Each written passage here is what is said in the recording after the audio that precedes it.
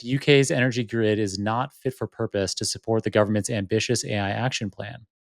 So, how can policymakers get the right balance between the excitement of AI growth and the Hmm. very real infrastructural limits of energy and sustainability? I mean, first of all, I really want to see this article because I'm like very worried about this.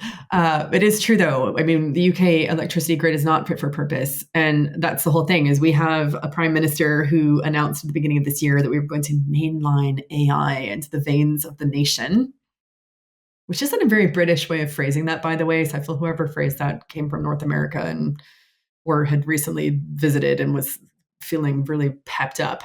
And it sort of left everybody going, "What?"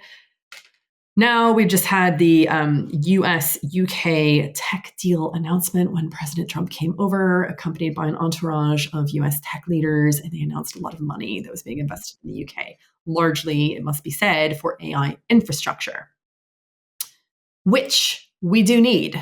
Everybody needs.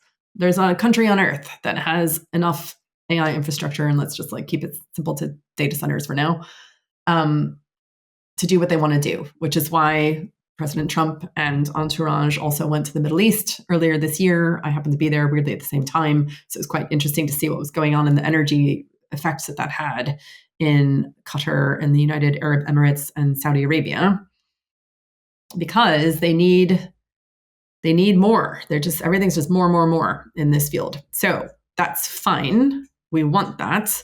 But then we have to get down to the infrastructure supporting the infrastructure.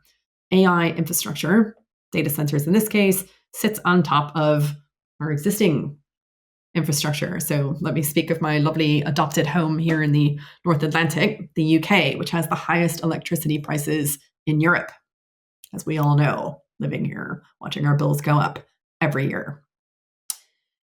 What is it going to mean to stress that grid with some big energy guzzling data centers and the amount? Like, it's great to say we're going to build them, but like, how? Now we have to start getting like dirty, literally dirty. We're going to dig it up. Where's it going to happen?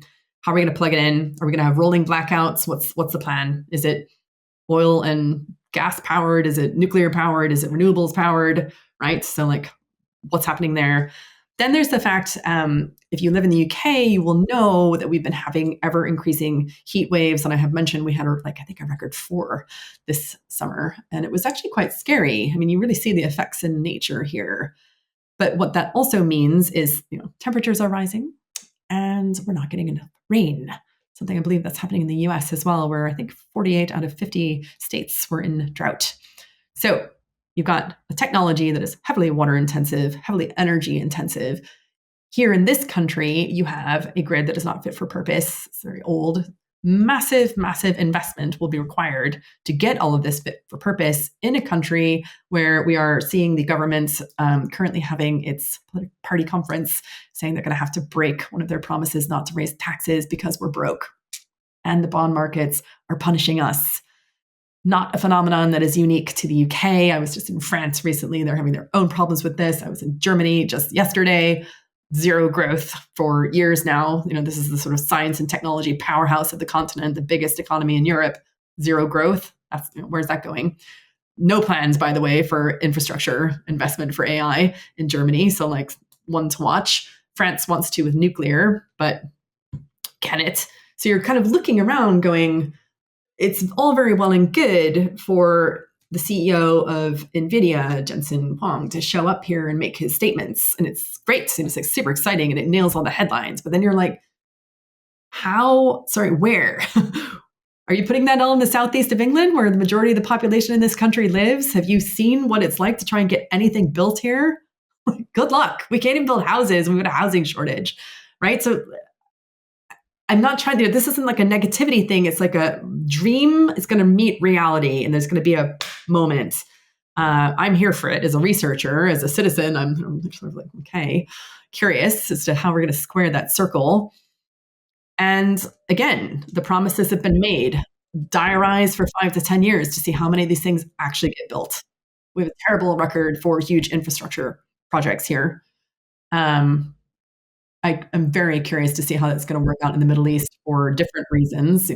Putting the world's biggest data center within reach of missiles from Iran is a very interesting move, right? Politically. So we can talk about that. Like, we haven't even mentioned the national security dimensions of this. I'm just talking here in the UK of like, can we actually just do it? And then how does this work for electricity and water? You want to put it into the Middle East, you are going to have an entirely different problem. So that makes you then go, who is best positioned to do this? Who's been really good at infrastructure projects? Who's got the vision? Who's got the political will? Who's already looking at emerging technologies, green technology, leadership in this? I think I know this one. I don't know. I mean, I feel like I don't want to answer it. Back to you. I know Well, what I would put down if we were in a pub quiz. a book I'm currently reading, a novel I'm currently reading is The Three Body Problem. Am I going in the right direction? Yeah, look, may you live in interesting times is a curse for a reason. But we will get to see it play out. We will get to see it play out, and it's fascinating. I was intrigued by Emmanuel Macron back in February in Paris at the AI summit when he was like, the United States says, drill, baby, drill, and they've got their nuclear fleet, of which France is very proud, saying, plug, baby, plug. We've got all this electricity, and like France and Macron in particular, although he will not be in power for much longer because of his term running out, not for any dramatic reason. France has its nuclear electricity solution. Can it decide to think bigger and make that part of a European solution? Like, if Europe could work together, is that an option? Does the UK get some action despite Brexit on that, right? Like, again, when there's a will, there's a way. The engineering problem is the easy part in some ways of this. The human, political, social problem is the far bigger one. And we return thus full circle to my book, which is like wicked problems, right? That wonderful concept that so many of us, when you learn it, you're like, finally a term for this thing I've been seeing my entire life, and I just didn't know the word for it. Multiple causes the problem, and every solution that you pose creates yet more problems.